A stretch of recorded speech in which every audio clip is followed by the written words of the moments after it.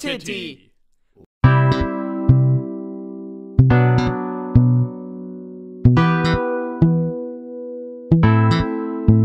Oh ja, ich mach auf Hipster, yeah. Kleiner, niesender Panda-Bär. Das sieht super süß aus und die Ladies wollen mich umso mehr.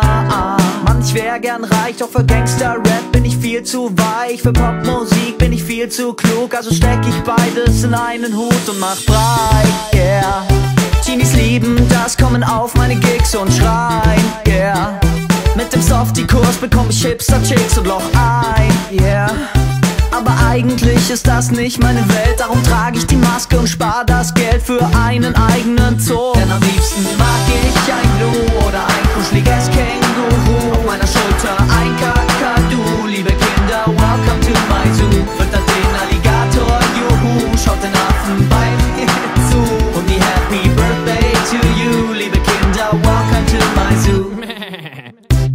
Ich zerbrech mir den Kopf, denn ich brauch mehr Geld für ein neues Gehege. Ich kann das Single raushauen, wenn ich's mir so recht überlege. Dafür brauch ich doch nur ne hübsche Frau, die ein Dreieck formt. Eine Mate trinkt, Jutebeutel schwingt, während ich perform wie ein Star, yeah. Film ich mich beim Skaten mit ner Super 8 Kamera, yeah. Stell die Aufnahmen auf wie Meo, ist doch klar, yeah. Nennt mich Kuschelsido, das ist mir sowieso egal. Auf jeden Fall gibt es für mich nur den Zoo. Denn am liebsten mag ich ein Blue oder ein kuscheliges Känguru. Auf meiner Schulter ein Kakadu. Liebe Kinder, welcome to my zoo. Füttert den Alligator, juhu, schaut den Affen beim zu. Und die Happy Birthday to you. Liebe Kinder, welcome to my zoo. Und alles Geld der Welt steck ich in meinen Zoo, wenn ihr mich anhört. Also schreib ich noch ganz schnell nen Track, der euch gefällt.